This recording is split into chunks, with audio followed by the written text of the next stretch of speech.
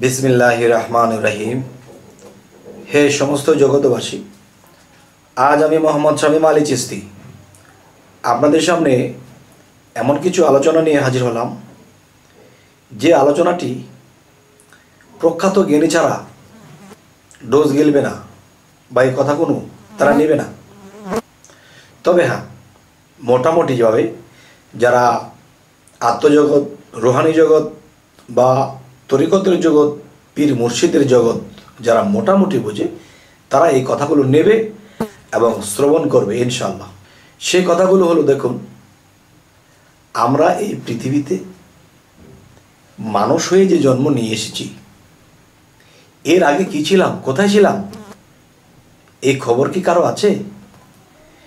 जे कोथाय छिलाम मानुषे आछि, एखन कोथाय जाबो এই খবর যারা না জানে বা জানার চেষ্টা করলো না এবং দেখা যায় সুযোগ থাকতেও তারা জানলো না, তখন কি হবে?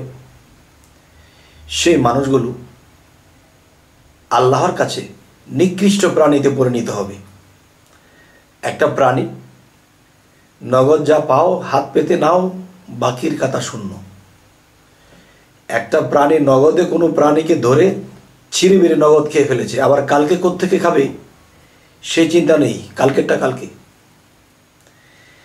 তাহলে মানুষ চিন্তা করবে পিছনে সে কোথায় ছিল, কোথায় তার জন্ম ছিল এবং বর্তমানে সে কোথায় এলো এবং এখান থেকে সে যেখানে যাবে তার ঠিকানা কি পেল। শামীম আলী এই খবরটুকু নিয়ে এলো, যতটুকু পারে অতটুকুই বলবে যদি আপনারা সুন্দর জ্ঞানে নেন। আচ্ছা, এখনকার কথাটা হলো, দেখুন যে শরীয়তের কথা অনুসারে যারা মুন্সি মৌলবী, যারা আল্লাহর মূলত কোরআন বোঝে না পড়ে ঠিকই, তারা কি বলবে যে একজন মানুষ পঙ্গু, অন্ধ, বোবা হয়ে জন্ম নিয়েছে, আল্লাহ তারে অন্ধ বানাইছে, আল্লাহ তারে বড়লোক বানাইছে, আল্লাহ তারে গরিব বানাইছে, আল্লাহ তারে পাও দেয় নাই, পাও সারা জন্ম নিছে। কেন আল্লাহ দেবে? কেন? আপনাকে তো সবটাই দিয়েছে, তাকে অঙ্গ প্রত্যঙ্গর অনেকটাই দেয়নি। তাহলে আপনি আল্লাহর কাছে এত ভালো, সে এত খারাপ কেন? আচ্ছা, আজকের মূলত কথা হলো কি যে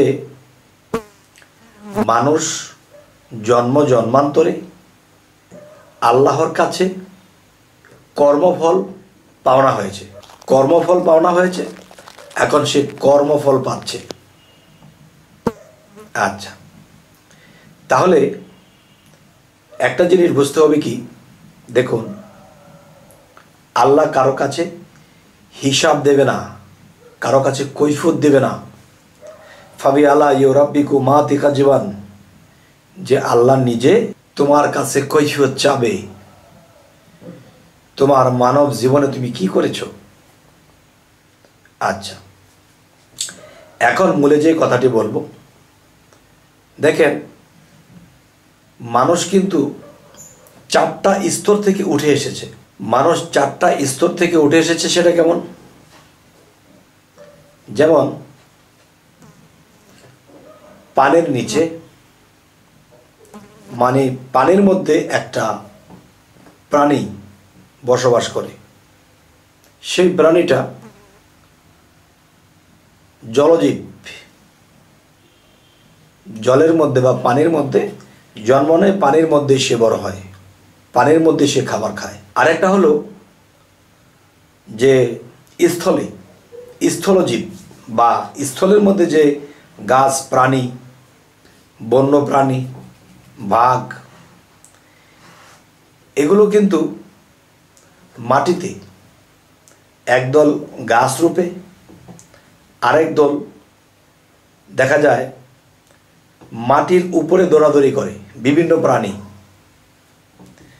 আচ্ছা, পানির তলায় এবং স্থলের উপরে গাছ জন্ম নিয়েছে এবং স্থলের উপরে বিভিন্ন প্রাণী দৌড়াদৌড়ি করছে, এখানে জন্ম নিচ্ছে।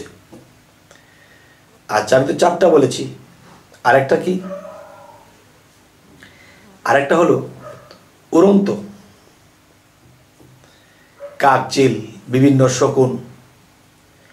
তাহলে এই 4টা স্তরে দেখা যায়, এই 4টা স্তরে আপনি আমি আত্মরূপে সেই জন্ম জন্মান্তরে আমরা বেয়ে এসেছি।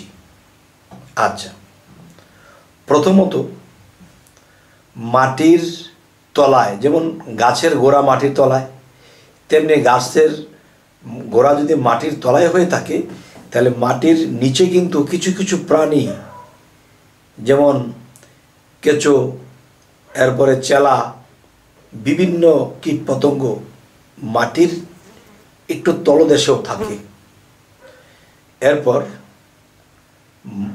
গাছ গোড়া যখন ডুবেছে, এটাও তলদেশেই। একমাত্র প্রাণী জগৎ, যেমন আমরাও মাটির উপরে বসবাস করি। তাহলে একটা জনম কেটেছে লক্ষ কোটি বৎসর পানির মধ্যে। মাছ মরেছে, মাছ হয়েছে, মাছ মরেছে, মাছ হয়েছে, মাছ মরেছে, মাছ হয়েছে। আরেকটা প্রাণী মাটির উপর, বাঘ মরেছে, সিংহ হয়েছে, সিংহ মরেছে, হরিণ হয়েছে, হরিণ ধরেছে, আবার সিংহ খেয়েছে। এরকমভাবে লক্ষ কোটি জন্ম মৃত্যু হলো কোথায়? এই প্রাণী জগতে, যা স্থলের উপর আর ওটা পানির নিচে। আবার লক্ষ কোটি জন্ম চলে গেল কোথায়? গাছে। নিম গাছ হয়ে মানুষের ঔষধ হিসেবে মানুষ ব্যবহার করেছে, মানুষের উপকার হয়েছে, তার জন্ম কমছে। তাহলে বিষয়টা হলো কি, যে পানির তলায় কোটি বৎসর, পানির উপরে স্থলের উপরে কোটি বৎসর, গাছের মধ্যে কোটি কোটি বৎসর, আবার চলে গেল উড়ন্ত অবস্থায়। উড়ন্ত অবস্থায় বিভিন্ন প্রাণী। তাহলে কোটি কোটি বৎসর চলে গেল পানির মধ্যে জন্ম নেওয়া, মৃত্যু হওয়া, জন্ম নেওয়া, মৃত্যু হওয়া। কোটি কোটি বৎসর স্থলে চলে গেল, গাছে চলে গেল, পাখিতে চলে গেল।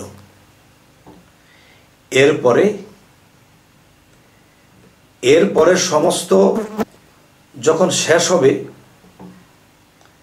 তখন সে সমাজে গরু হয়ে জন্মাবে। দেখবেন একটা গৃহস্থ একটা গাভীকে অনেক যত্ন করে, কারণ তাকে যত্ন করলে, খাওয়ালে সে দুধ বেশি দেবে। তো একটা গাভীকে সুন্দর করে গোসল করে খাবার দিয়ে, একে শীতের মধ্যে আবার শরীরটা পেঁচিয়ে রাখে, গরম করে রাখে। তাই বলবো,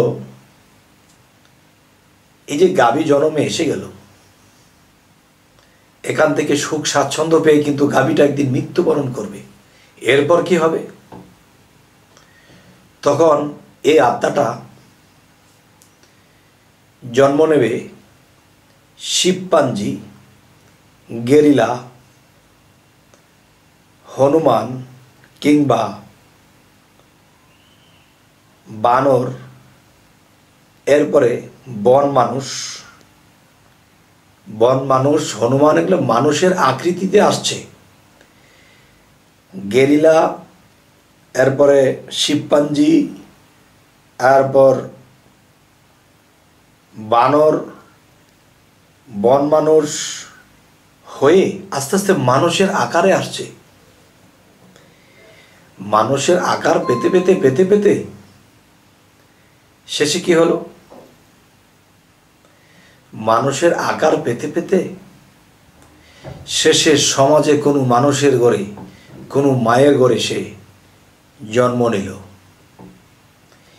এই কথাটি যদি কেউ অস্বীকার করে, তার আত্মজগৎ সম্পর্কে জ্ঞান নেই।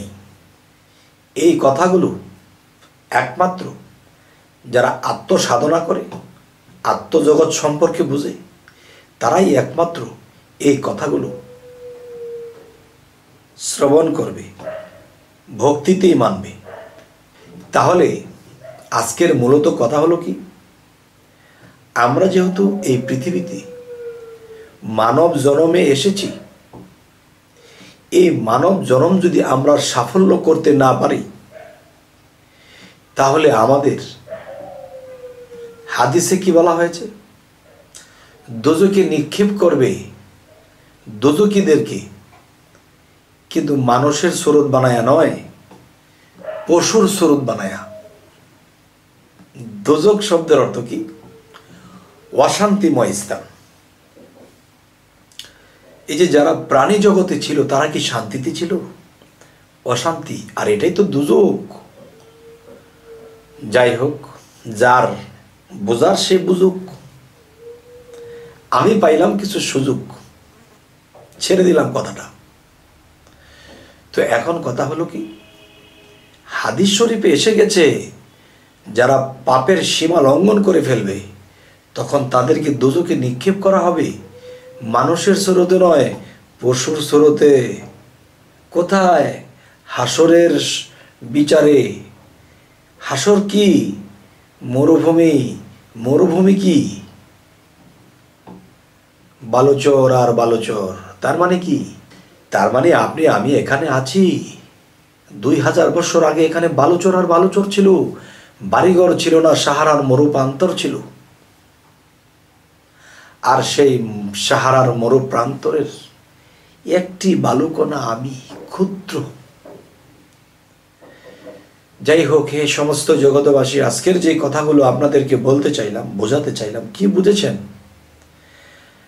অবশ্যই আমাকে কমেন্টে জানাবেন, এবং কি ধরনের আলোচনা আপনারা চাইতেছেন অবশ্যই জানাবেন। তো আজকে এ পর্যন্তই। সকলে ভালো থাকবেন, আমাদের চ্যানেলটিকে সাবস্ক্রাইব করে নেবেন। আল্লাহ হাফিজ।